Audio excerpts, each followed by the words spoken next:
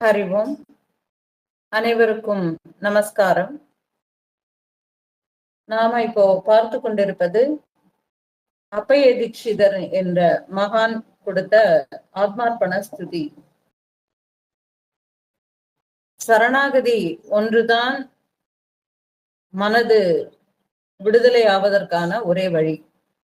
இந்த மனது எதையெல்லாம் பிடித்து வைத்திருக்கிறதோ, பிடித்து வைத்திருக்கிறதிலிருந்து பரிபூரணமான விடுதலை ஆகும் பொழுது அங்கே முக்தி அல்லது மோட்சம் என்பது அங்கேயே கிடைப்பதாக இருக்கிறது. அது எங்கேயும் தேடி எதுக்கோ ஏதாவது ஒரு சாதனைகள் பண்ணி அதை நாம அடையணுங்கிறது கிடையாது. அப்போ முக்தி அல்லது மோட்சம்ங்கிறது நம்மளுடைய சொரூபம். முக்தி அல்லது மோட்சம் என்பது நம்மளுடைய சொரூபம். அது ஆல்ரெடி நம்ம கிட்டக்கத்தான் இருக்கு. நாம் அதை எங்கேயுமே தேடி போக வேண்டியது இல்லை. ஆனால் அந்த முக்தி அல்லது மோட்சம் என்பது என்னுடைய சொரூபம் என்பதை எனக்கு தெரியாமல் மறைக்கிறது அறியாமை அல்லது அந்த மாயைங்கிற திரை. அப்போ நான் எதையெல்லாம் பற்று வைத்திருக்கிறேனோ, பற்றுதல் வைத்திருப்பதை எல்லாம் விடுத்து விட்டு நான் பூரண சரணாகதி அடையும் போது மட்டுமே தான் நிகழும். அப்ப நான் எனக்குண்டான பற்றுதல்களை விடுவதற்கு நான் சிறிது கால அவகாசங்கள் நான் எடுத்துக்கொண்டேன் என்றால், அந்த கால அவகாசங்கள் நான் நினைப்பது போல எனக்கு அது சாத்தியமாக இருக்காது அப்படிங்கிறத இந்த மகான் தெளிவுபடுத்துறாரு. ஏன்னா என்னுடைய கடமைகள் இருக்கிறது. என்னுடைய கடமைகளை எல்லாம் நான் முடிச்சுட்டு நான் இறை நிலைக்கு நான் வருகிறேன். அத்தியாத்ம கல்விகளை கற்பதற்காக வேண்டி வருகிறேன். அப்பொழுதுதான் எனக்கு புரியும். இப்ப நாம சொல்றது, நீங்க சொல்லக்கூடிய விஷயங்கள் எல்லாமே எனக்கு ஏறாது. அப்போ இந்த மாதிரி எல்லாமே சொல்லும் பொழுது இந்த நிமிஷத்துலவேயே எனக்கு அது புரியலங்கும் போது 60 வயசுக்கு அப்புறமா நான் நிம்மதியாக இருப்பேன் என்பதற்கு எனக்கு என்ன உத்தரவாதம் இருக்குங்கிறத தான் இவர் கேள்வி கேட்கிறாரு. எனக்கு என்ன உத்தரவாதம் இருக்கு? அந்த சமயத்துல நான் என்னென்ன மனம் என்னென்னலாம் நினைச்சுட்டு இருக்குமோ தெரியாது. ஆகையினால் கிடைத்த இந்த ஒரு க்ஷணம், இந்த ஒரு நிமிடம், இந்த ஒரு பொழுது எனக்கானது. இந்த ஒரு பொழுதிலேயே என்னை நான் பூரண சரணாகதி பண்ணி விடுகிறேன்.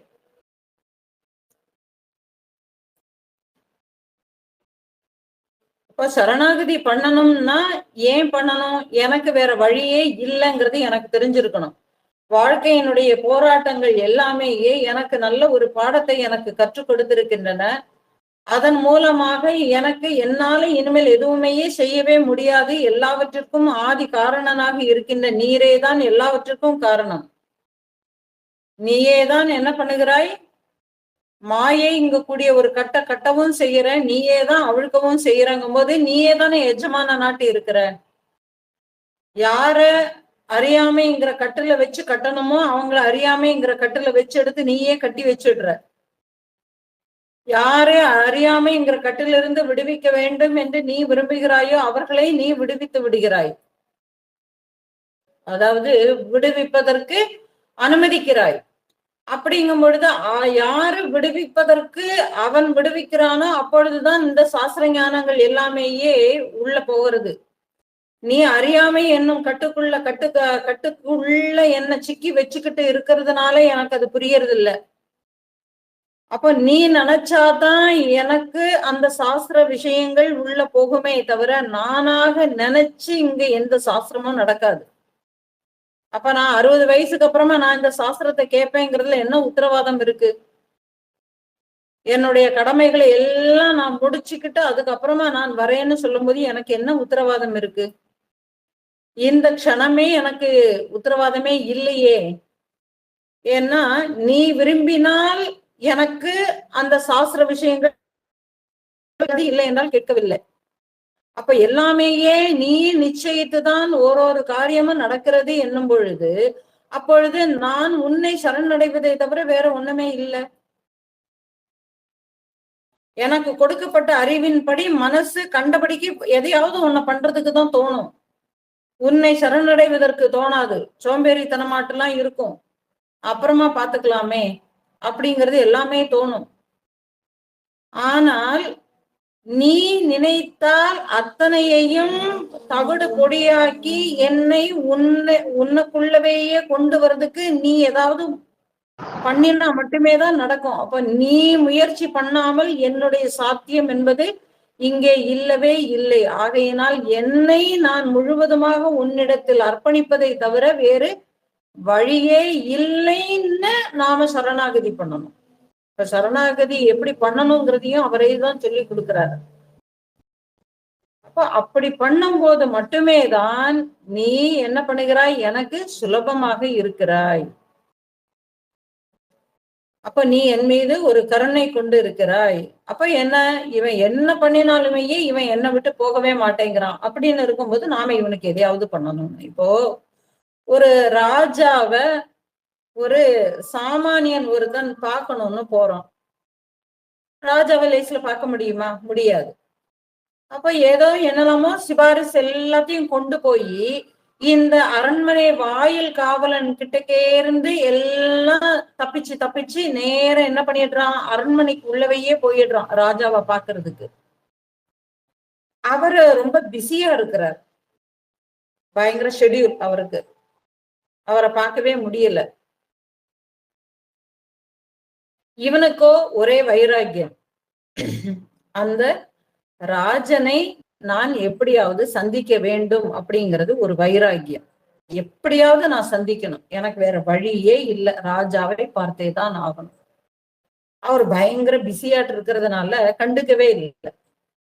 அப்ப என்ன, அரண்மனையில எல்லாருமே அமைச்சர் அரசபையில இருந்து எல்லாருமே போறதும் வரதுமாட்டு இருக்கிறாங்க. இவன் போக்குல நின்றுகிட்டே இருக்கிறான். ஆனால் அரசனுடைய பார்வை படும்படியாக நின்று கொண்டே இருக்கிறார். அவரும் பாக்குறாரு, ஆனா இங்கு வேலைகள் எல்லாம் இருக்கிறதுனால கவனிக்கவே முடியல. இப்ப எவ்வளவுதான் பிஸியாட்டு அப்படி எப்படி மட்டும் போயிட்டு போயிட்டு வந்துகிட்டே இருக்கு. கொஞ்ச நேரத்துல அரசனுடைய பார்வை இவன் மேலவையே நிக்கிறது. இந்த பையன் ரொம்ப நேரமா நின்றுகிட்டே இருக்கிறானே, நீ ஏன் இவ்வளவு நேரமா நின்றுகிட்டு இருக்கிற அப்படின்ன உடனே இவன் தன்னுடைய வேண்டுகோள்களை அங்க விண்ணப்பத்தை அவன் தெரிவிக்கிறான்.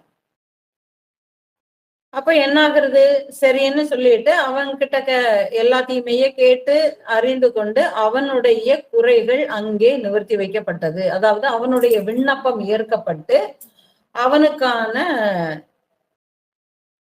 பதில் அவனுக்கு கிடைக்கப்பட்டு அவன் நிம்மதியோடு பூரண திருப்தியோடு அங்கிருந்து கிளம்புகிறான்.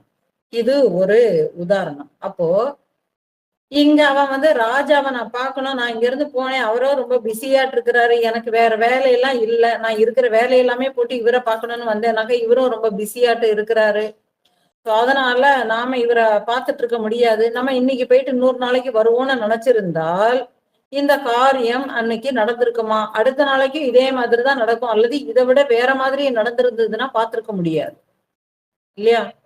அப்போ இதுல எது நடந்தாலும் பரவாயில்லை, ஆனால் நான் அவரை சந்தித்தே ஆக வேண்டும் கூடிய ஒரு வைராகியம் இருந்து அவன் அந்த வைராகியத்துல ஜெயிச்சது என்னாச்சு, அவனுடைய குறைகள் எல்லாமே தீர்க்கப்பட்டு பூரண திருப்தி உணர்வோடு அவன் வரான், ஏற்கப்பட்டது இல்லையா? அப்போ அதே மாதிரி நாம இறைவன் கிட்டக்க நான் என்னை பூரண சரணாகதியை நான் தெரிவிக்க வேண்டும் என்றால் எனக்கு அந்த பொறுமையிலிருந்து எல்லாமே தேவை. பொறுமை வேணும், நிதானம் வேணும், எல்லாமே வேணும். அப்போ ஒரே குறிக்கோள் என்னது, நான் எது நடந்தாலும் பரவாயில்லை, நான் பூரண சரணாகதி அடைவதற்கு நான் உன்னுடைய திருவடியே தஞ்சம் என்று நான் வந்து விட்டேன் ஐயா, எனக்கு வேற வழியே இல்லை, நீர் தான் என்னை காப்பாற்ற வேண்டும்னு சொல்லிட்டு பிடிச்சுக்கும் போது அவர் பாக்குறாருல, யாரோ ஒருத்தர் திரும்பி பாக்குறாருன்னு. அப்போ என்னதுன்னா சரணாகதி அடையும் பொழுது மட்டுமே தான் நமக்கு விடுதலை, இல்லைன்னா இல்ல. இதற்குதான் இத உதாரணமாட்டு சொல்றதுக்காகத்தான் என்ன சொல்லுவாங்கன்னா, சிவபெருமான் ஒரு புராணங்கள்ல ஒரு கதையை சொல்லி வச்சிருக்கிறாங்க. என்னது, சிவபெருமான் ரொம்ப நெடுமையா வளர்ந்துட்டாரு. அப்ப அடியும் முடியையும் காண வேண்டும்னு சொல்லி அவங்க எல்லாருமே புறப்பட்டாங்க. அப்ப விஷ்ணு பகவான் வராக அவதாரம் எடுத்து பூமியை பிளந்து அவருடைய பாதத்தை பிடிக்கும் பொழுது என்ன பண்ணினாரு, அவர் மேல இருந்து கீழே குனிஞ்சு பார்க்கும்போது நான் அவரை பார்த்தேன் அப்படின்னு சொல்றது. அப்ப என்னதுன்னா, இங்க சரணாகதி பண்ணும்போது நான் நினைச்சு இங்க எதுவுமே நடக்கல. இது எல்லாமே அந்த சரணாகதி தத்துவத்தை விளக்குறது தான். நீங்க மற்றபடி அங்க ஒரு உருவத்தை சொல்லப்பட்டிருக்கு, அதுல ஒரு கதைகளை சொல்லப்பட்டிருக்கு. அப்படி என்றால் சிவபெருமான் அவ்வளவு பெரியவனாக இருக்கிறான், விஷ்ணு இவ்வளவு குட்டியோண்டு இருக்கிறாரு அப்படிங்கிற மாதிரி எல்லாம் அர்த்தத்தை கற்பித்துக்கிறது அதாவது அந்த துவைதத்துல பக்தி நிலைய புகுத்தணும் அப்படிங்கிறதுக்காக வேண்டி மக்களால ஏற்றி வைக்கப்பட்ட ஒரு சமுதாயத்தினரால ஏற்றி வைக்கப்பட்ட விஷயங்கள் இதெல்லாமே. ஆனால் புராணங்கள் கொடுக்கப்பட்டது எல்லாமே ஓரொரு உள்ளர்த்தங்களை வச்சுதான் கொடுக்கப்பட்டிருக்கு. அதனால அதை புரிஞ்சுக்கணும். அப்போ பாத கமலங்களை சரணடைந்தால் மட்டுமே தான் எனக்கு இறை தரிசனம். சரணடையாவிட்டால் இறை தரிசனத்திற்கு நான் இல்லை. இதத்தான் இவரும் வரிசையா சொல்லிக்கிட்டே வராரு. அதாவது இந்திரியங்களை அடக்கினாலும் கூட அந்த நான் எனக்கு ஏதாவது செய்து நான் ஏதாவது ஒரு முயற்சி பண்ணி நான் உன்னை அடைந்து விடலாம் அப்படின்னு நான் நினைச்சாலும் கூட அதுவும் என் வசம் இல்லை. அப்போ நான் உன்னை சரணடைந்து இருக்கிறேன், அந்த சரணாகதியை பொருட்படுத்தி நீர் என்னை காப்பாற்ற வேண்டும்னு சொல்லி புலம்புறார். ஸ்துதி 20வது ஸ்துதி, அதை பார்க்கலாம். தாசோஸ்மிதி த்வயி சிவமயா நித்யசித்தம் நிவேத்யம் ஜானாஸ்யேதத்வமபி தத்தஹம் நிர்கதி சம்பிரமாமி நாஸ்யேவான்யத் மம கிமபி தேநாத விஜ்ஞாபனீயம் காருண்யான்மே சரணபரணம் தீனவ்ருத்தேர்கிருகாணா.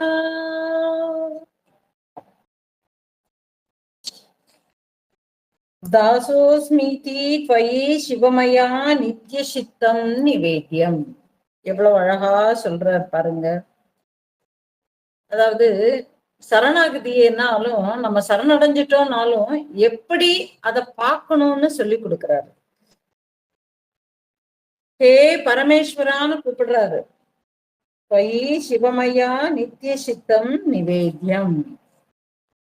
நான் உன்னுடைய தாசன், உன்னை தவிர எனக்கு வேறு எந்த கதியுமே இல்லை. நான் உனது அடிமை என்பது உன்னால் உறுதி செய்யப்பட வேண்டித்தான் தெரியுமா. நீ எனக்கு ஆமா நீ என்னை ஏற்றுக்கொண்டு விட்டாய் அப்படிங்கிறத நான் சொல்லிதான் நான் தெரிஞ்சுக்கணுமா? அது வரைக்கும் நான் காத்துக்கொண்டு இருக்க வேண்டுமா? ஏன்னா நான் உனது பணிகளை செய்வதற்காக வேண்டியே இருக்கிறேன். நல்லா புரிஞ்சுக்கணும். தாசன்னு சொன்ன உடனே இங்க அடிமையின் உடனே துவைதத்துக்குள்ள போயிடக்கூடாது. துவைதத்துக்குள்ள போய் இறைவன் ஒருவன் இருக்கிறான், நான் அவனுக்கு தாசன்கிற மாதிரியான பொருளை நீங்க இங்க எடுத்துக்க கூடாது. நல்ல தெளிவாகவே சொல்லுகிறார். என்னதுன்னா, நான் உன்னுடைய தாசன், உன்னை தவிர எனக்கு வேறு எந்த கதியுமே இல்லை என்பது செய்யப்பட்டுதான் தெரியுமா. நான் அதை சொல்லாமலேயே நீ அறிந்த விஷயம் அது. ஏன் அப்படி சொல்றாருன்னா, நான் உனக்கு தாசன் என்பது இறைவா நீயேதான் இந்த தேகத்தினுள் இருந்து கொண்டு அத்தனை காரியங்களையும் நடத்தி கொண்டு இருக்கிறாய். ஆக உன்னுடைய பணியை செய்வதற்கு, உன்னுடைய கட்டளைகளை செய்வதற்குத்தான் இந்த மனம், புத்தி, சித்தம், அகங்காரம் என்பது எல்லாமேயே எதுதான் உன்னுடைய ஏவலுக்கு கட்டுப்பட்டவைகள். ஆகையினால இங்கே நான் சொல்லிக்கிறதுக்கு இங்க ஒண்ணுமே இல்லை. அப்ப இங்க யாரு தாசன்கிறது? இந்த மனசு தானே இங்க புலம்பிக்கிட்டு இருக்குது. இந்த மனது உனக்கு அடிமை, இந்த மனது உனது அடிமை. நீ என்ன விஷயங்களை நினைக்கிறாயோ அந்த விஷயங்களை செய்வதற்கான ஏவல், நீ விடுகின்ற அந்த ஒரு கட்டளைகளை செய்வதற்காக வேண்டி காத்து கொண்டிருக்கின்றன. அப்போ இங்கே என்னுடைய சித்தம் என்பது இருக்கா? என்னுடைய எண்ணம்னு இருக்கா? இல்ல, என்னுடைய எண்ணம் அங்கே இல்லை. என்னுடைய எண்ணம் என்பது அங்கே ஈஸ்வர எண்ணமாக ஆகிறது. அப்ப எப்பொழுது ஈஸ்வர எண்ணமாக ஆகிறதோ அது உலக நன்மைக்கான காரியங்களையே செய்யும். தனக்கு உண்டான சுய லாபத்திற்காக வேண்டி எதையுமே செய்யாது. அப்ப அங்கே சுய லாபம்ங்கிறது எப்படியாட்டு போயிடும்? அது ஈஸ்வர லாபம்ங்கிறது தான் போகுமே தவிர தனக்குன்னு சொல்லிட்டு ஒண்ணுமையே அங்க இருக்காது. நடுநிலை தன்மையோடவையே இருக்கும். அப்ப இங்கே தாசன்னு சொல்லும் பொழுது, நான் தாசன்னு சொல்லும் பொழுது இங்கே நானும் ஒரு ஆள் இங்க இருக்கிறேன்னு சொல்லி உங்களை நீங்கள் ஜீவன் என்கிற நிலைக்கு நீங்கள் உங்களை தாழ்த்தி கொள்ளாதீர்கள். இந்த பாடங்கள் எல்லாமேயே சொல்லிட்டு வருது என்னதுன்னா, இங்க நான் ஒரு ஆள் இங்க வாஸ்தவத்துக்கு இல்லவே இல்லை, இருக்கிறது அதுதான். அப்ப நான் இஸ் ஈக்வல் டு பிரம்மம் தான். நான் இஸ் ஈக்வல் டு கலா மீனா மாலா அப்படிங்கிறது கிடையாது. நான் இஸ் ஈக்வல் டு ஈஸ்வரன், நான் இஸ் ஈக்வல் டு அந்த பிரம்மம். இதுக்குத்தான் அந்த நான்கிறது பொருந்துமே தவிர வேற எதுக்காவது பொருந்துமா பாருங்க. ஆனா நான் இந்த அல்ப மனதை இந்த அல்ப விஷய சுகங்களுக்காக வேண்டி நான் செலவு பண்ணி என்னுடைய சுகதுக்கம்னு சொல்லி எனக்கு நானே பிடிச்சு வச்சுக்கிட்டு அதை எல்லாத்தையும் நான் பற்றி கொண்டு இதுக்கு மேல் அபிமானங்களை வச்சுக்கிட்டு நான் சொல்லிக்கிட்டு இருக்கிறதுனால நான் மாலா, நான் மீனா, நான் கலா அப்படிங்கிற மாதிரியான பெயர்களோட நான் எனக்கு உண்டான ஒரு சம்பந்தத்தை நான் வச்சுக்கிட்டு இருக்கிறேன். இங்க இவர் சொல்றாரு, நீ வச்சுட்டு இருக்கக்கூடிய இந்த எந்த பிணைப்பும் உண்மை இல்லைன்னு சொல்லிட்டாரு முதல்லவையே. அப்ப இங்க வாஸ்தவத்துல அவர் சொல்றது இங்க ஜீவம் கூடிய பாவத்துக்கே அவர் கீழே இறங்கவே இல்லை. இதுதான் இந்த ஆத்மார்ப்பண ஸ்துதியினுடைய பிளஸ். ஒருத்தன் பைத்தியமாட்டு ஆனான்னு உண்டுமானால் ஜீவ பாவத்துக்கு கீழே இறங்காமலவேயே ஈஸ்வர பாவத்துலவேயே நின்றுக்கிட்டு அதுலவேயே அவர் புலம்பிக்கிட்டு இருக்கிறாரு. ஜீவபாவத்துக்கு ஐயோ ஐயோன்னு சொல்லிட்டு இவர் உட்கார்ந்துருந்து புலம்பவே இல்லை. அத முதல்ல நல்லா புரிஞ்சுக்கணும். இங்கே சாட்சாத் இருப்பது எல்லாம் இறைவனே தான், இறைவனை தவிர வேறு எதுவுமையே இல்லைங்கிறத அறிஞ்சதுக்கு பிறகு அங்க பூரண சரணாகதியை தவிர அங்க வேற வழியே இல்லை. அவர் ஜீவபாவத்துக்கே பேசல. அப்படின்னு இருக்கும் பொழுது நான் இங்கே ஒரு தாசன்னு சொல்லும் பொழுது அங்கே இறைவன் ஒருவன் இருக்கிறான், நான் இங்க தாசனாட்டு இருக்கிறேன். ஆமா ஐயா, நீங்க சொல்லக்கூடிய பணியெல்லாம் செய்கிறேன்னு சொல்லிட்டு அவர் என்ன இந்த கோவிலுக்கு வர சொல்லி இருக்கிறாரு, நான் அதனால நான் கோவிலுக்கு போறேன்னு சொல்லக்கூடியது கிடையாது. அது உங்களுடைய மனசு உங்களை ஏமாத்துதுன்னு அர்த்தம். சங்கடகர சதுர்த்தி வருது, எனக்கு கொழக்கட்டை பிடிக்கணும், அதனால கொழக்கட்டையை கொண்டு போய் நான் நைவேத்தியம் பண்ணணும், அதை வாங்குறதுக்கு 4 பேர் உட்காந்துருப்பாங்கன்னு சொல்றது மனசு. நல்லா புரிஞ்சுக்கணும். மனசுக்கும் ஈஸ்வர பாவத்துக்கும் பிரம்ம பாவத்துக்கும் என்ன வித்தியாசம் இருக்குங்கிறத நீங்க புரிஞ்சுக்கணும். அப்ப இவர் சொல்றாரு, உன்னால் உறுதி செய்யப்பட்டுதான் நான் தெரிஞ்சுக்கணுமா? அது நீ சொல்லாமலேயே அறிந்த விஷயம் அது. அப்ப என்னது? காப்பாற்றுபவர்கள் யாருமின்றி திக்கற்றவனாய் திரிந்து கொண்டிருக்கின்ற நிலையில் நான் உன்னுடைய தாசனாக என்னை நான் ஒப்படைத்த பின்பு இன்னும் உமக்கு என்ன சந்தேகம் அங்க இருக்க முடியும்? எனக்கு காப்பாத்துறதுக்கு எனக்கு பக்கத்துல யாராவது இருக்கிறாங்கன்னு சொல்லிட்டு ஒத்துருமே கிடையாது. நான் நிர்கதியாக இருந்து கொண்டு இருக்கிறேன் என்பதை தெரிந்ததுனாலேயே நான் உன்னை பூரண சரணம் என்று உன்கிட்டக்கு நான் என்னை ஒப்படைச்சதுக்கு பின்னாடி இன்னும் என்ன சந்தேகம்? ஆகையினால் உன்னது கருணையை வைத்து என்னது பரிதாப நிலையில் இருக்கக்கூடிய என்னுடைய சரணாகதியை நீ ஏற்றுக்கொள்ள வேண்டும்னு சொல்றாரு. சரணாகதியை ஏற்றுக்கொள்ள வேண்டும். அப்ப நான் சரணடைஞ்சிட்டேன், எனக்கு எல்லாம் முடிஞ்சது. இவனும் போய் ராஜாவை போய் பார்த்துட்டேன்னா நானும் ராஜாவை போய் பார்த்துட்டேன்னு சொன்னா முடியுமா? ராஜாவை இவன் தான் பார்த்தான், ராஜா இவரை பார்க்கணும்ல. அப்ப அதுக்கு என்ன பண்ணினா?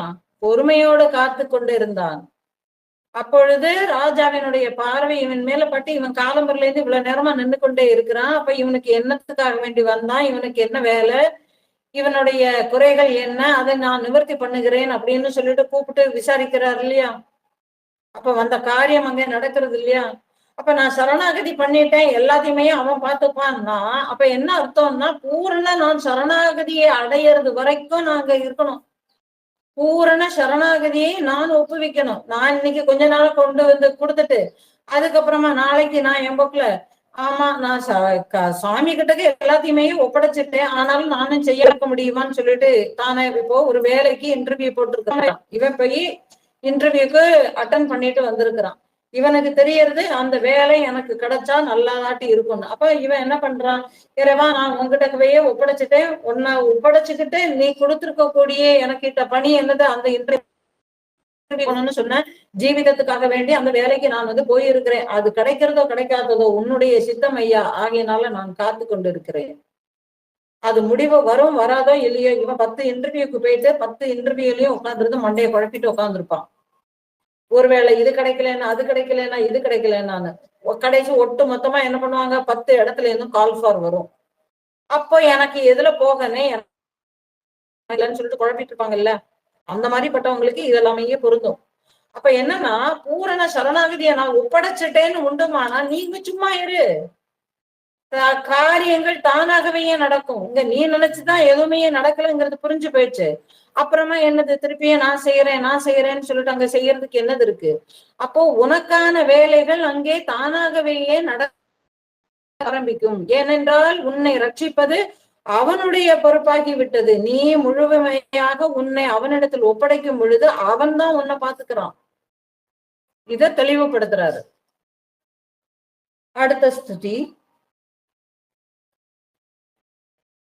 ब्रह्मोपेन्द्र परभृति प्रभिस्वेप्सित प्रार्थनाय स्वामिन्नग्रे शिरमवसरस्तोषयिध्यभि प्रतीक्ष्यः द्रागेव त्वां यदिक चरणं प्रार्थये कीटकल्प तद्विश्वादीश्वर तव कृपामेव विश्वस्य दीने।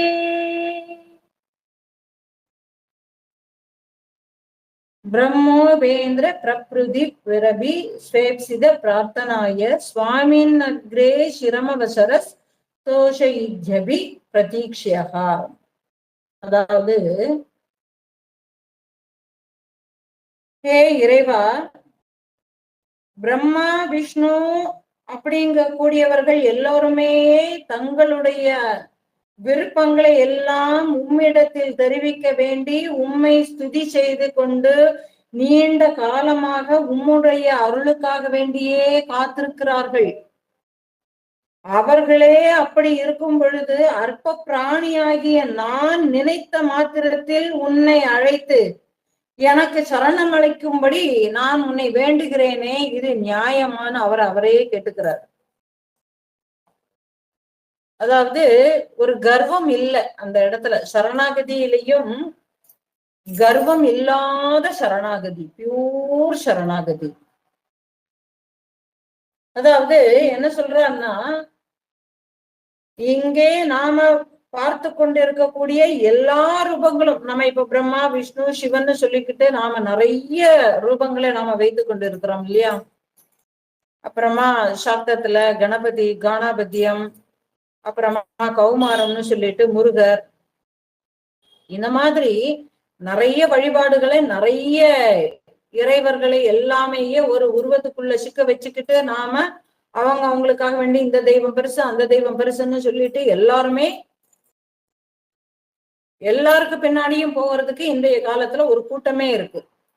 ஆனால் இவர் என்ன சொல்லுகிறார் என்றால், இங்கே எல்லோருமேயே உன்னுடைய அருளுக்காக வேண்டியே உம்மிடம் தெரிவிக்க வேண்டி உம்மை ஸ்துதி செய்து கொண்டு நீண்ட காலமாக உன்னுடைய அருளுக்காக வேண்டியே காத்திருக்கிறார்கள். நீங்க நல்லா புரிஞ்சுக்கணும், இதெல்லாம் சூக்ஷமமான விஷயம். இப்போ அந்த ஒரு கோவில்களையுமே கர்ப்ப கிரகத்துல என்ன பண்ணுகிறார்கள், அந்த இறைவனுக்கு உண்டான சக்தியை நம்ம ஏற்றுக்கிறோம்னு சொல்லி அதுக்கு அந்த அஷ்டபந்தனம் எல்லாமே பண்ணி அதுக்கு மேல அதை பிரதிஷ்டை பண்ணி அதுக்கு ஆவாகனம் எல்லாமே கொடுக்கிறார்கள். அதுக்கு எப்படி கொடுக்கிறார்கள்னா ஆத்ம பிரதிஷ்டைன்னு பேரு, அதுக்கு பேரு. அது யாரு கும்பாபிஷேகம் பண்ணுகிறவர் ஆத்ம பிரதிஷ்டைன்னு சொல்லிட்டு பண்ணுவாரு. அதன் மூலமாகத்தான் அங்க உருவேறுது. அங்க ஆத்ம பிரதிஷ்டைங்கிறது யாரு அங்க கும்பாபிஷேகம் நடத்துறாரோ அவர் அங்கே அந்த ஒரு உணர்வோடவேயே இருந்து அந்த உணர்வை அந்த விஷயத்தை அங்கே ஸ்தாபிதம் பண்ணுகிறார். நீங்க அந்த ஆத்ம பிரதிஷ்டையினுடைய மந்திரங்கள் எல்லாமே அப்படிதான் இருக்கும். ஏன்னா அவர் அங்கே தன்னையே ஸ்தாபிதம் பண்றாரு. தன்னையே ஸ்தாபிதம் பண்றாருன்னா உடனே அவர் அங்க உட்கார்ந்து இருக்கிறாருன்னு அர்த்தம் இல்லை. தன்னுக்குள்ள அந்த ஆவாகனமாகி இருக்கின்ற அந்த உள்ளுணர்வு நிலையை அவர் பிடித்து அந்த உள்ளுணர்வு நிலையை அங்கே அந்த மந்திரங்கள் மூலமாக என்ன பண்ணுகிறாரு, அங்கே என்ன மூர்த்தி கொடுக்கப்பட்டு இருக்கிறதோ அந்த மூர்த்தியினுடைய மந்திரங்களை சொல்லி அவருடைய உருவ லாவண்யங்களை சொல்லி இப்படியாக தன்னுடைய அந்த ஆத்ம பிரதிஷ்டையை தான் அங்க பண்றாரு. அதுக்கு சக்தி எப்படி கிடைக்குது? கும்பாபிஷேகம் மேல கலசத்திலே இருந்து கீழே அவருடைய அந்த ஒரு மூர்த்தியினுடைய மேல சிரசுக்கும் வரதுக்கும் அங்க ஒரு சின்ன ஒரு துவாரம் இருக்கும். அது வழியாக அங்க வந்து உள்ளுக்குள்ள பிரபஞ்ச சக்தி வந்து உள்ளுக்குள்ள வந்து வந்துட்டு இருக்கு.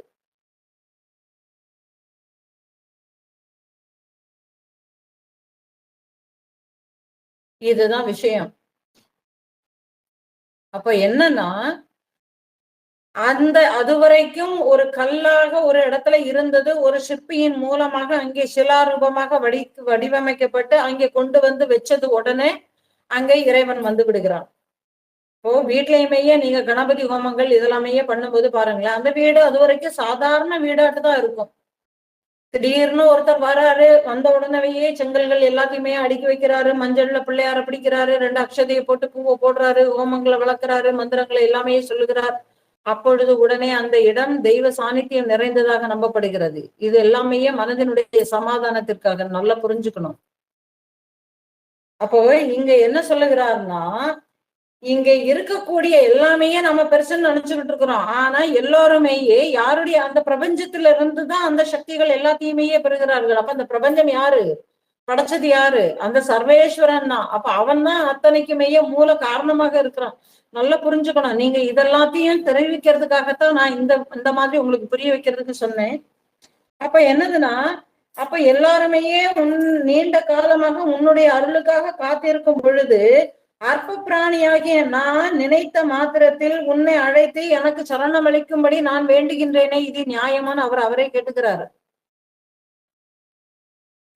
திடீர்னு ஒரு நாளைக்கு எனக்கு பக்தி வந்துருச்சு. இவ்வளவு நாள் வரைக்கும் மூட பக்தியோடவே நான் தெரிஞ்சுக்கிட்டு உட்கார்ந்துருந்தேன், நாத்திகம் பேசி கொண்டிருந்தேன். திடீர்னு எனக்கு ஒரு பக்தி வந்து, இறைவா வா, நீயே தான் எல்லாத்துக்குமே காரணம்னு சொல்றாங்க, அதனால நீ இன்னைக்கு வந்து எனக்கு நீ அருள் புரிய வேண்டும் அப்படின்னா நீ இருக்கிறத நான் நம்புறேன். நிறைய பேசுறாங்க. நீங்க இந்த உலகத்துல நிறைய விதமான காரியங்கள் இந்தந்த மாதிரி எல்லாமே நடக்கும். ஏன்னா இறைவனை ஈவன் டெஸ்ட் பண்ற மாதிரி எல்லாமே பண்ணிட்டு இருப்பான். இப்ப அதே மாதிரிதான் இவர் கேட்கிறாரு. அப்போ இவ்வளவு எவ்வளவோ விஷயங்களோட உழன்று பலவிதமான சுக துக்கங்களால் அலைக்கழிக்கப்பட்ட நான் நினைத்த மாத்திரத்தில் உன்னை அழைத்து எனக்கு சரணம் அளிக்கும்படி நான் எப்படி என்னால் வேண்டிக் கொள்கின்றேனே, இது நான் எவ்வளவு காரியவாதியாக நான் இருக்கிறேன்னு சொல்றாரு. அப்ப இந்த உரிமை எனக்கு எப்படி கிடைத்தது தெரியுமா? ஏனென்றால் எனக்கு சரணம் அளிக்கும்படி வேண்டுகின்றேன். இதற்கு என்ன காரணம் தெரியுமா? குழந்தையினுடைய துன்பத்தை கண்டு சகிக்க முடியாத தாயினுடைய மனநிலையை போல நீ துன்பப்படுகிறவர்களிடம் ஒரு தாயை போல ஒரு தயை உடையவன் என்று பெரியோர்கள் வார்த்தைகளை எல்லாம் எனக்கு சொல்லி இருக்கிறார்கள். நீ இறைவனை நோக்கி ஒரு அடி எடுத்து வைக்கும் பொழுதே இறைவன் 100 அடி உன்னை நோக்கி வருகிறான் என்று அவர்கள் எனக்கு சொல்லி வைத்திருக்கிறார்கள். அதன் பெயரில் நான் உன்னை சரணடைகிறேன். ஏனென்றால் இந்த குழந்தைக்கு ஒண்ணுமே தெரியாது. நான் சிறு குழந்தை, எனக்கு ஒண்ணுமே தெரியாது.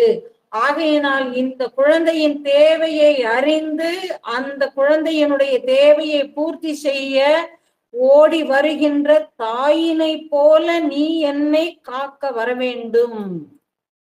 அதனாலதான் இறைவனுக்கு இன்னொரு பெயர் தாதாரன்னு பேரு. தாதாரன், நான் தாயை போல தயை உடையவன். நான் வேண்டினால்தான் உனக்கு நான் குறையுள்ளவன்னு தெரியுமா? நான் வேண்டிக் கொண்டால்தான் எனக்கு என்னென்ன பிரச்சனைகள்லாம் இருக்குன்னு தெரியுமா? நீ சர்வேஸ்வரன். கோவில்ல போய் இன்னார், இந்த கோத்திரம், இந்த நட்சத்திரம், நம்ம எல்லாமே சொல்லி நம்ம அர்ச்சனை பண்றோம். இத்தனைக்கு நான் வந்திருக்கிறேங்கிறத காட்டிக்கிறதுக்கு. அங்க போய் அவனுக்கு தெரியாதா என்ன? அவனும் சர்வேஸ்வரனாக இருக்கிறான், அவனுக்கு தெரியாதா? அங்க போயிட்டு மடத்தனமா நம்ம என்ன பண்ணுகிறோம்? நான் இந்த பெயர்ல, இந்த வம்சத்துல, இன்னாருடைய மகனாக இந்த வழியில நான் வந்திருக்கிறேன் அப்படின்னு சொல்லிட்டு நீங்க அங்க போய் சொல்லித்தான் அவருக்கு தெரியுமா என்ன? அவர் இது எல்லாத்தையுமே தெளிவுபடுத்துறாரு.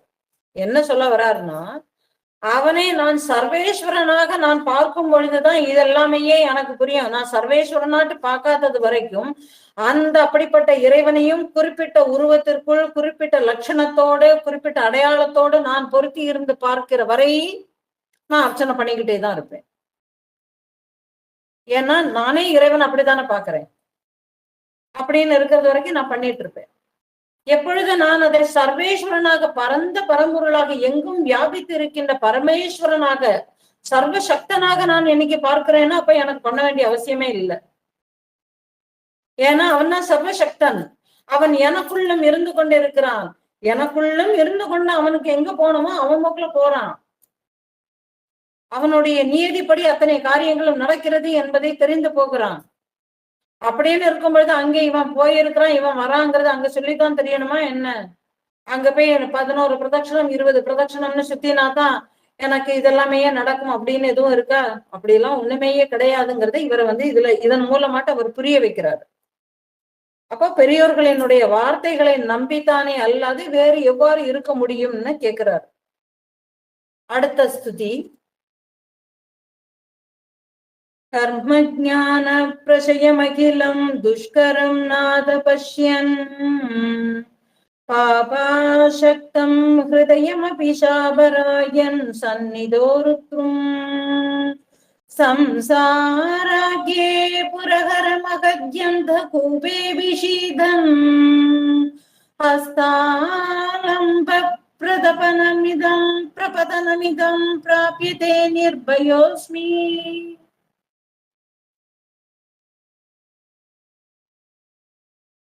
எதையாவது ஒரு செயலை செய்து மன தூய்மை அடைந்து ஆத்ம ஞான விஷயங்களை காதுகளால் கேட்பதின் மூலம் ஞானத்தை சம்பாதித்து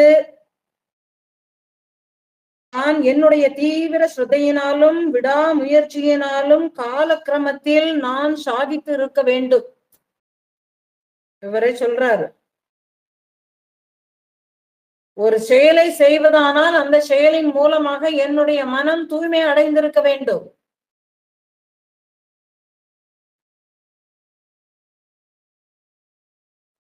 ஆத்ம ஞான விஷயங்களை காதுகளால் கேட்பதின் மூலம் ஞானத்தை சம்பாதித்திருக்க வேண்டும். அப்போ இதெல்லாமே என்னுடைய தீவிர ஸ்ரத்தையினாலும் விடாமுயற்சியினாலும் காலக்கிரமத்தில் என்ன அர்த்தம்னா சீக்கிரமேயே சம்பாதித்து சாதிக்க வேண்டியவைகள். இது காலம் கடந்து சம்பாதிக்க வேண்டியவைகள் இல்லை, சீக்கிரம் இளமை பருவத்திலேயே நான் இதை எல்லாமே சம்பாதித்து இருக்க வேண்டும். ஆனால் நான் என்ன பண்ணிட்டேன், பூர்வம்னா என்னது, நான் எப்ப பிறந்தேனோ இதுக்கு முன்னாடி எத்தனை ஜென்மங்கள் எடுத்தேனோ தெரியல. ஆனா அத்தனை ஜென்மங்களாக எனக்குள் உள்டான துர்வாசனைகளினால் எப்பொழுதும் பரபரப்பாக வேண்டிய பல காரியங்களில் ஈடுபட்டு கொண்டிருக்கக்கூடிய என்னுடைய மனதை ஆக்கப்பூர்வமான விஷயங்களில் ஈடுபடுத்துவது என்பது என்னால் இயலாத காரியமாகவே தானே இருக்கு. நான் நினைத்தபடி பண்ண முடிகிறதா? இல்லையே. அப்ப என்ன ஆயிடுச்சு, சம்சாரங்க கூடிய பாழும் கிணற்றில் விழுந்து பரிதவிக்க கூடிய இவனை கரையேற்ற உனது திருக்கரங்கள் எனக்கு கிடைத்திருப்பதினால், ஏனென்றால் நீ சர்வசக்தன் என்று நான் உன்னையே அறிந்திருப்பதினால், நீ எப்பேற்பட்டவன், நீ எப்படிப்பட்டவன், என்னவெல்லாம் செய்து கொண்டிருக்கிறாய், நீ எவ்வாறு இருக்கிறாய் என்று உன்னை பற்றி நான் அறிந்து கொண்டதினால் இனி எனக்கு பயமே இல்லை. எவ்வளவு ஒரு டோஸ் பாருங்க. எனக்கு எந்த விதமான பயமும் இல்லை. இங்க நான் செய்யலையா, நீர் தான் எனக்குள்ள உட்கார்ந்து இது அவ்வளவு மைய பண்ணிக்கிட்டு இருக்கிறீரு. எனக்கு என்ன பயம் இருக்கு? ஒரு பயமும் இல்லை. அப்போ நான் பூரண சரணாகதி என்னை நான் ஒப்படைக்கும் பொழுது எனக்கு இனி எந்த விதமான பயமும் இல்லை. ஏனென்றால் நீரோ சர்வசக்தன், நீர் இங்க இருந்த அத்தனை விஷயங்களுமே நீர் தான் நடத்துகிறீர். அப்போ நீர் நடத்தக்கூடியதனுடைய காரண காரியம் யாரை உத்தேசித்து உள்ளது? உண்மையே உத்தேசித்து உள்ளது. அப்போ காரணம் காரியம் எல்லாமே உன்னை சார்ந்ததாகவே இருக்கும் பொழுது இங்கே நான் செய்தது, நான் நினைத்தது, நான் எண்ணியது என்பது எது ஆகும்? இங்கே எதுவுமே ஆகாது இல்லையா? அப்படி இருக்கும் பொழுது நான் எதற்கும் பயப்பட வேண்டிய அவசியமே இல்லை, பயத்தை நான் தூக்கி எறிகிறேன்னு சொல்லிட்டு வெளியில பிரசங்கம் பண்றாரு.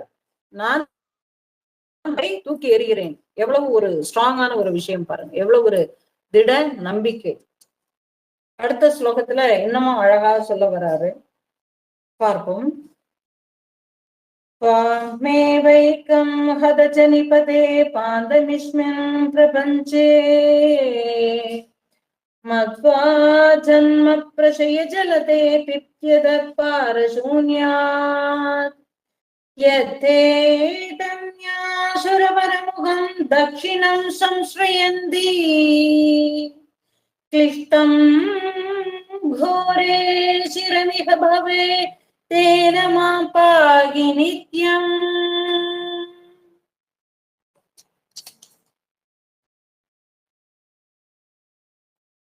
இப்பதான் இவரை பத்தி இதுல பேசுறாரு.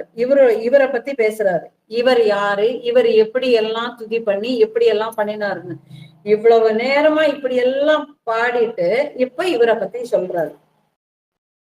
பிறப்பு இறப்பு என்கிற ஒரு சம்சார சக்கரத்தில் சுழன்று கொண்டே இருந்து ஒரு முடிவற்ற பாதையில் அவதிப்பட்டு கொண்டிருக்கின்றேனே, இதே போல என்னை போன்றவர்கள் அதாவது என்னை போன்றவர்களுக்கான அடைக்கலம் யார் என்றால் அது நீர் தானே தவிர வேறு யாருமே இல்லை. ஏனென்றால் உண்மை துணையாக கொண்டு தான் எல்லா காரியங்களுமேயே நடைபெறுகின்றன. உன்னை பிடிச்சு வச்சுக்கிட்டு தான் அவர்கள் எல்லோருமேயே சம்சார சக்கரத்திலவேயே சுழன்று கொண்டே இருக்கிறார்கள். யாரு? ஜீவர்கள். பிறப்பு இறப்பு என்கிற ஒரு சம்சார சக்கரம், அது எல்லை இல்லாத ஒரு நீள ஒரு வட்டம். அது எங்க ஆரம்பிச்சது எங்க முடியறதுங்கிறதே தெரியல. அப்படி ஒரு முடிவில்லாத ஒரு பாதையில் அவதிப்பட்டு கொண்டு இருக்கக்கூடிய என்னை போல பலவர்கள் எல்லோருமே உண்மையே தக்க அடைக்கலமாக உண்மையே தான் பிடித்து கொண்டு இருக்கிறோம். அப்ப என்னது? பிறவி கடலில் இருந்து நான் கரையேற வேண்டும் என்று நிச்சயித்த பலர் எல்லோருமே என்ன பண்ணுகிறார்கள்? இறைவனினுடைய அகோர முகத்தவையே சரணடைந்து அங்கேயே முக்தியை அடைகிறார்கள் அப்படின்னு சொல்றாரு. இதுல எப்படி எடுத்துக்கணும்னா, இவருடைய குறிப்பை இதுல சொல்றாரு. ஏனென்றால் தீட்சிதர், இவர் அப்பைய தீட்சிதர் பரத்வாஜ கோத்திரத்துல பிறந்திருக்கிறார். அப்போ என்னன்னா, இவருடைய குலத்திற்கே முதல்வராக ஆனது யாரு? பரத்வாஜ முனிவர். அப்போ இவர் என்ன பண்ணுகிறார்னா, பரத்வாஜ முனிவரின் வரலாற்றை தெரிந்து கொண்டு அதை தானும் பின்பற்ற நினைக்கிறார்.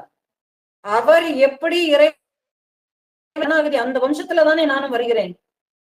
அப்ப அந்த வம்சத்தில் வருகிற நான் அவருடைய வழியிலேயே போகணும்னு இவர் நினைச்சிருந்திருக்கிறார். அதாவது இப்போ இல்ல, அவர் ஆரம்ப காலத்துல அவர் புலம்புறாரு. அப்ப என்ன பண்ணுகிறார்? பரத்வாஜ முனிவர் என்ன பண்ணினாராம்னா, சிவனினுடைய அகோர முகத்தின் மூலம் சிவதீட்சை பெற்றார் என்பது ஒரு கருத்தாக நிலவி, இந்த பரத்வாஜ முனிவரை கரையேற்றிய அகோர முகத்தால் தன்னையும் கரையேற்ற வேண்டும் என்று இவர் பிரார்த்திக்கிறார். என்ன ஒரு தெளிவு பாருங்க. தான் எந்த குலத்துல இருக்கிறோம், பைத்தியம் ஆனாலும் தான் எந்த குலம் எல்லாமே அவருக்கு ஞாபகத்துல இருக்கு. அந்த உணர்வு நிலையில இருந்து இவ்வளவு நேரமா எப்படியெல்லாம் துதி பண்ணினார் பாருங்க. பரமேஸ்வரன் சர்வசக்தன் அப்படின்னு எல்லாமேயே சொல்லி இவரையும் பற்றி எடுத்து இவர் எந்த வழியில பண்ணினாரோ அந்த வழியில தான் இவர் ஆரம்ப காலத்துல இறைவனை சரணாகதி பண்ணி இவருக்கு இவ்வளவு விஷயங்கள் தெரிஞ்சது. என்னது? அந்த விஷயம் பண்ணினதுனாலதான் இவருக்கு இது எவ்வளவுமையே தெரிஞ்சது. அதனால இப்போ இவர் சர்வசக்த நாட்டு பார்த்துட்டாரு. ஆரம்பத்துல அவர் ஒரு சிவபெருமான்னு சொல்லிக்கிட்டு இவர் ஒரு சிவ வழிபாடுகளை பண்ணி கொண்டு வந்த பரம்பரையில வந்ததும் இவர் அந்த சிவனவையே என்ன பாக்குறாரு? ஒரு உருவத்துக்குள்ள அடைக்காம. இதையே தான் எது சொல்லுகிறது? திரிபுர ரகசியம் சொல்லுகிறது. ஹேமலேக்கே தன்னுடைய கணவனுக்கு சொல்லுகிறாள், ஹேமச்சூடனுக்கு சொல்லுகிறாள், பக்தி பண்ணணும்னு உண்டுமானால் அந்த பக்தியில எப்படி இருக்கணும்? பேதம் வந்துடக்கூடாது அப்படிங்கிறதுக்காக வேண்டி, சொரூப லட்சணத்துக்குள்ள நீ சிக்க கூடாதுங்கிறதுக்காக வேண்டி அவ என்ன பண்ணுகிறாள்? அந்த அந்த சொரூபத்துக்குள்ள நீ பார்த்து வழிபடக்கூடிய இறைவனையே நீ எல்லை இல்லாததாக நீ பார்த்து விட வேண்டும்னு சொல்லி அவ நிர்குண பிரம்ம வழிபாட்டுக்குள்ள அவ கொண்டு போக சொல்றா. அப்படி இருக்கும் பொழுது அந்த சகுன வழிபாட்டையே நிர்குண வழிபாடாக நீ மாற்றி விடு. அப்போ ஒரு குறிப்பிட்ட உருவத்திற்குள் நீ இறைவனை அடைத்து வைக்காத, எல்லை இல்லாத பரம்பொருளே இந்த குறிப்பிட்ட ஒரு உருவத்திற்குள் அவன் அருள் புரிகிறான்னு சொல்லி அந்த குறிப்பிட்ட உருவத்துக்குள்ள இருக்கிறதையும் நீ எல்லை இல்லாததாக பாவிக்க வேண்டும்னு அவ யுக்தியை காட்டி கொடுக்கிறா. அப்போ ஒரு குறிப்பிட்ட ஒரு உருவத்துக்குள்ள அவனுடைய லீலைகள் சக்திகளை எல்லாமே அடைச்சு வச்சு அப்புறமா அதையே கொண்டு லாந்தனும் இந்த மாதிரிப்பட்ட விஷயங்களையே வச்சுக்காம ஒரு குறிப்பிட்ட உருவத்துக்குள்ள சிக்கவே வைக்காம எப்படி பரத்தை தியானிப்பதுங்கிறத ஒரு உருவத்தின் மூலம் எப்படி ஒரு பரத்தை தியானிப்பது என்பதை கற்றுக் கொடுத்தாலோ அதே விஷய தெளிவின் மூலமாட்டுத்தான். ஏன்னா அது எல்லாமே சாஸ்திரம்தான். யோக வாசிஷ்டமும் அதைத்தான் சொல்லுகிறது. ஒரு குறிப்பிட்ட உருவத்திற்குள் இறைவன் இல்லை, அவன் பரிபூர்ணமாக சுதந்திரமானவனாக எங்கும் எதிலும் பறந்து விரிந்து வியாபித்திருக்கின்றான், அவனை சரணடைன்னு தான் சொல்லுது. ஒரு குறிப்பிட்ட உருவத்துக்குள்ள சரணடைன்னு உண்டுமானாக்க நான் எங்க போனாலும் நீ இருப்பியே, நீ உட்காந்துருப்பே, உன்னை விட்டுட்டு நான் எங்க போவேன் அப்படின்னு அழுதுகிட்டு உட்கார்ந்துருக்க வேண்டியதுதான். ஏன்னா அந்த உருவத்தோடு சிக்கிக்கிட்டு இருக்க வேண்டியதுதான். ஆனால் சாஸ்திரங்கள் எந்த உருவத்தோடும் சிக்கிக் கொள்வதற்கு சொல்லவில்லை. ஏனென்றால் உருவங்கள் எல்லாம் போகின்றவைகளாக இருப்பதினால் நிர்குணமாக நீ அங்க உபாசனை பண்றதுதான் முறை. அப்போ இவர் ஆரம்ப காலத்துல அந்த சிவ பூஜையையே பண்ணித்தான் இவருக்கு இந்த ஞானம் கிடைச்சது. ஆனால் இவர் அந்த சிவ பூஜையை பண்ணும் பொழுது இவர் அந்த குறிப்பிட்ட உருவத்துக்குள்ள நான் சிக்கிக்கல. இதுதான் விஷயம். அவர் அந்த சிவபெருமானை ஒரு குறிப்பிட்ட அங்க அடையாளங்களுக்குள் அங்க லாவண்யத்திற்குள் இவர் சிக்க வைக்காமல் இவர் என்ன பண்ணிட்டாரு, சர்வசக்தனாக எல்லை இல்லாத பிரபஞ்சமாகவே இவர் பார்த்ததுனால நான் உன்னை சரணடைகிறேன், என்னை நீ கரையேற்ற வேண்டும் என்பதை பிரார்த்திக்கிறார். அப்படிங்கிற மாதிரி தான் இதை பார்க்கணுமே தவிர ஒரு குறிப்பிட்ட உருவத்துக்குள்ள கொண்டு பிரார்த்திக்கிறார். அதனால நாங்களும் இனிமேல் சிவ பூஜையை பண்ணுகிறோம்னு சொல்லிட்டு பண்றதுக்கு இவர் சொல்லல. ஆரம்ப காலத்துல இவர் பண்ணிய பூஜா பலன்கள் இவருக்கு இந்த ஒரு உத்தமமான ஞானத்தை கொடுத்தது அப்படிங்கிறத இவர் பிரார்த்தனை பண்றாரு, இவர் நினைச்சு பாக்குறாரு. அப்படி எல்லாமே பண்ணி நான் இந்த ஒரு நிலைக்கு நான் அடைந்தேன், இல்லாமல் அடைய முடியாது. அப்ப சரணாகதி என்பது ஒரு நாள் ஒரு பொழுதுல இது வராது. அப்ப என்ன பண்ணிருக்கணும், பக்தி பண்ணியிருக்கணும். பக்தி எனக்கு என்னது, இறைவனோடு எனக்குமான ஒரு தொடர்பை நான் ஏற்படுத்தி கொண்டிருக்க வேண்டும். அப்ப பக்தி என்பது என்ன, அன்பு. அப்போ தூய அன்புணர்வோடு நான் இறைவனை சரணடைய வேண்டும், இறைவனை தேடி அவனை நான் சரணடைய வேண்டும் என்று எப்பொழுது இறைவனுக்காக வேண்டி ஏங்குகிறானோ அப்பொழுதே அவன் சரணாகதிக்கு தகுதியாயிட்டான். இதுதான் அவர் இந்த ஸ்துதிகள்ல அவர் சொல்றது. ஆரம்ப ஸ்துதிகள்லேருந்தே நம்ம இதைத்தான் கடந்து வந்து கொண்டு இருக்கிறோம்.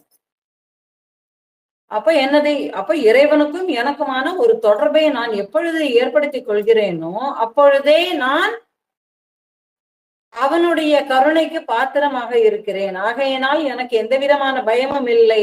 அவன் என்னை கரையேற்றியே விடுவான். பிறப்பு இறப்பு என்கிற சம்சார துக்கத்தில் இருந்து, சம்சார சுழலில் இருந்து, பிறவி சக்கரத்தில் இருந்து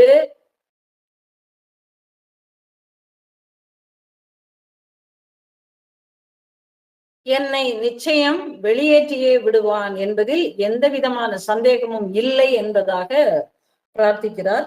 இனி அடுத்து வரக்கூடிய ஸ்துதியை இனி வரும் வகுப்புகள்ல பார்க்கலாம். கலந்து கொண்ட அனைவருக்கும் நன்றி. ஓம் தத்சத்.